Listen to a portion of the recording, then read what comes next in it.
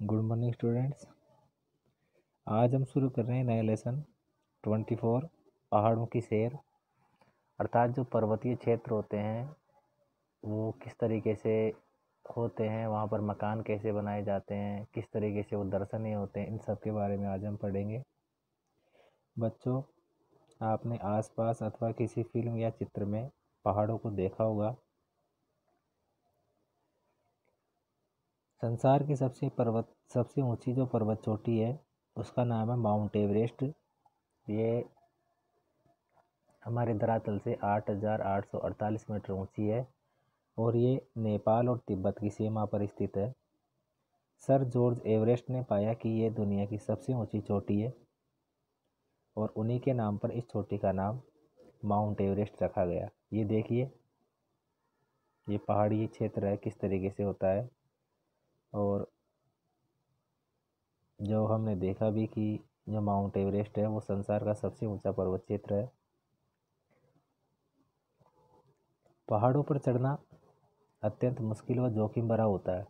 अर्थात हम पहाड़ी पर चढ़ते हैं तो अब वो नुकसानदायक भी हो सकता है, जोखिम भरा होता है, नुकसान भी हो सकता है और हम गिर भी सकते हैं, फिसल भी सकते हैं। ये ध्यान हमें रखना बहुत ज़रूरी होता है। माउंट एवरेस्ट पर चढ़ने के दौरान कई लोगों ने अपनी जान गंवा दी। इसकी खड़ी चढ़ाई, तेज ठंड, बर्फीली हवाओं और ऊंचाई पर वायुदाब कम होने से सांस लेने में कठिनाई के कारण एवरेस्ट की चोटी पर पहुंचना बहुत जोखिम भरा है। देखिए, जब हम ऊपर जाते हैं तो धीरे धीरे तापमान कम होता है जिसकी वजह से ठंड बढ़ जाती है। तो तेज़ ठंड, बर्फीली हवाएं, क्योंकि पर्वतों पर बर्फ़ जम जाती है और फिर उस क्षेत्र से हवाएं चलती है, वो बिल्कुल ठंडी होती है। और ऊंचाई पर वायुदाब कम होता है। जैसे जैसे हम ऊंचे जाएंगे तो जो वायुदाब है वो कम हो जाता है, तो हमें सांस लेने में तकलीफ होती है। दो साहसी व्यक्ति, एडमंड हिलेरी जो न्यूजीलैंड के थे और तेनजिंग शेरपा जो नेपाल के थे, दुनिया की इस सबसे ऊंची चोटी माउंट एवरेस्ट पर पहुंचने वाले पहले व्यक्ति थे। उन्हें वहां पहुंचने में 2 महीने लगे। पर्वतारोही पर्वतारोही कहते हैं जो पर्वतों पर चढ़ते हैं और पर्वतों पर चढ़ने का जो काम करते हैं वो पर्वतारोही कहलाते हैं। पर्वतारोही को सांस लेने के लिए ऑक्सीजन के सिलेंडर ले जाना पड़ता है। अर्थात ऊंचे क्षेत्रों में वायुदाब कम होने के कारण सांस लेने में परेशानी होती है। इस वजह से जो ऑक्सीजन सिलेंडर है वो ले जाना पड़ता है। कभी कभी भूस्खलन हो जाता है। अर्थात जो पर्वत की जो क्षेत्र है उसमें कभी कभी क्या होता है कि वो जो भूभाग है वो पूरा धंस जाता है। और अतः अनुशासन में रहना, जोखिम उठाने की क्षमता, धैर्य, सहनशीलता आदि गुण पर्वतारोही में होना आवश्यक है। अर्थात कोई भी व्यक्ति जो पर्वतों की सैर करना चाहता है, पर्वतों पर चढ़ना चाहता है, उसे धैर्य रखना पड़ता है, अनुशासन में रहना पड़ता है, जोखिम उठाने की क्षमता भी होनी चाहिए। सभी गुण उसमें होने आवश्यक है, तभी वो पर्वतों पर जा सकता है। देखिए, पर्वतों पर जाते हैं तो कौन कौन से हम उपकरण ले जाते हैं साथ में। तो ये देखिए, कुछ है, देखिए ये जूते हैं इनके, किस तरीके से ये एक कीला है, हाँ रस्सी है।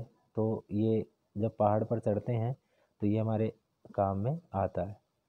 बर्फीले पहाड़ों पर चढ़ते समय पर्वतारोही अपने साथ विशेष प्रकार के उपकरण लेके जाते हैं।